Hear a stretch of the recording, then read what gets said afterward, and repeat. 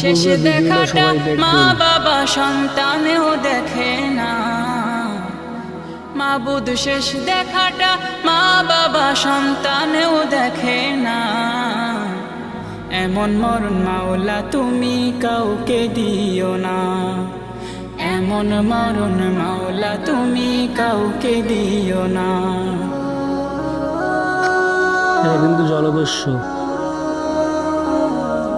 আপনাদের চোখে কি বাজে কোনো?